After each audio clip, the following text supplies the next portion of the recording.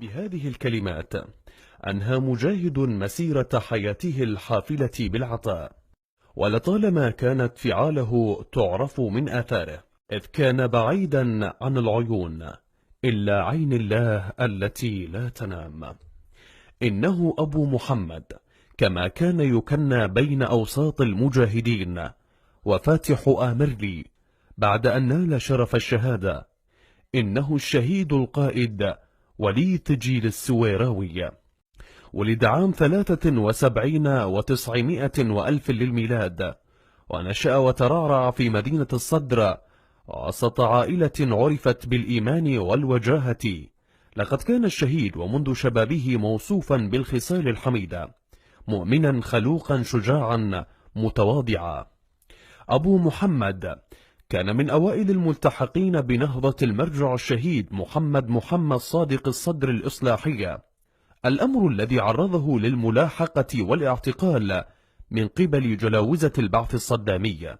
وبعد أن ثأر الله لدماء الشهداء والأبرياء من نظام البعث العبثي، وسلط الظالم على الظالم، ودخل الاحتلال الأمريكي إلى أرض العراق عام 2003 ليعيث فيها فسادا، انبرى القائد الميداني ولي تجيل وبرفقة رجال المقاومة الإسلامية العراقية في جيش الإمام المهدي عجل الله فرجه الشريف، وتحت لواء سيد المقاومة السيد القائد مقتدى الصدر، لمقاومة الاحتلال في جبهات متعددة. ساهم الشهيد القائد أبو محمد بتطوير العمل الجهادي برفقة شيخ المجاهدين الشهيد القائد أزهر الدليمي، فأذاقوا المحتل الغاشم طعم الهزيمة بعمليات نوعية كبدت جيوش الاحتلال خسائر جسيمة، ما دفع إدارة الاحتلال إلى تركيز عملها على ملاحقة شيخ المجاهدين الدليمي واغتياله عام 2007، ليتسلم الشهيد القائد ولي تجيل المهام، فكان خير خلف لخير سلف. استمر العمل النوعي وسط حالة من الكتمان والسرية الشديدة لحين خروج الاحتلال مهزوما على يد رجال الصدر.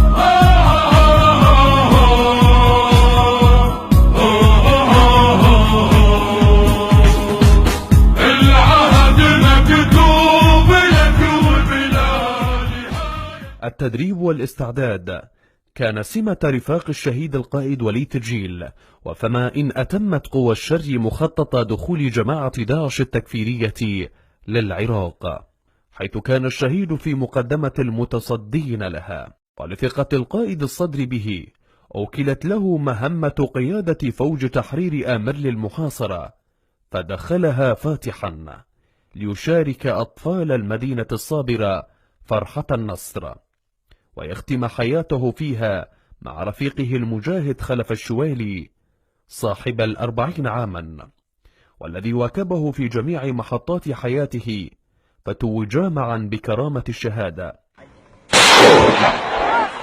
وليلتحق بهما المجاهد الشاب علي الشمري صاحب 24 ربيعا، الذي ترك الأهل والأحباب من أجل الدين والوطن، فكان من المجاهدين المقربين من فاتح آمرلي.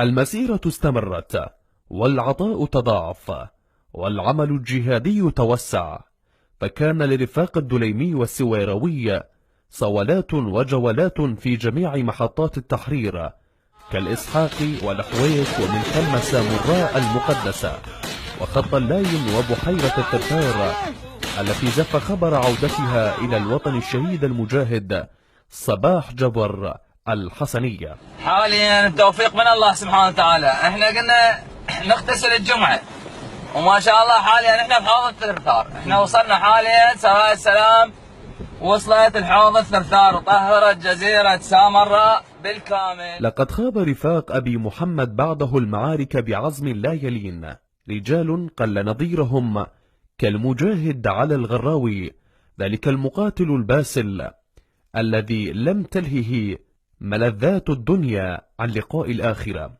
والذي لم تمضي على زفافه سوى أسابيع لتسيل دماؤه الطاهرة في معارك تحرير خط اللاين بعد سنوات من الجهاد في الخفاء.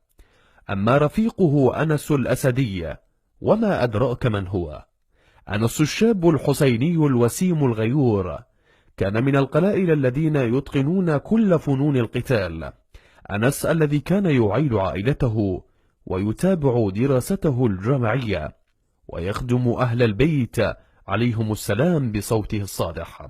أنس الذي لم يكتفي بالحصول على شهادة القانون، فقد كان يسعى إلى شهادة لا ينالها إلا المخلصون. لقد ذاد الشهداء عن الوطن ودفعوا عن الشعب العراقي المحن، بعد أن درأوا الخطر المحدق بالإمامين العسكريين، والذي لم يكن لولا تضحيات المجاهدين أمثال الشهيد أسعد علي الغزالي الذي كان حاضرا في جميع محطات التحرير. لقد كان أبو زهراء مجاهدا خفيف المؤونة، ثقيل المهام، قليل الكلام، كثير العمل. ذهب إلى بارئه بابتسامته التي لن ينساها كل أحبائه، مخبرا بذلك عن حال رفاقه الذين يستبشرون بالشهادة، فهي حافزهم في مسيرته التي لن تنتهي فصولها ما دام فينا حب آل البيت الأطهار وذكريات شهدائنا الأبرار.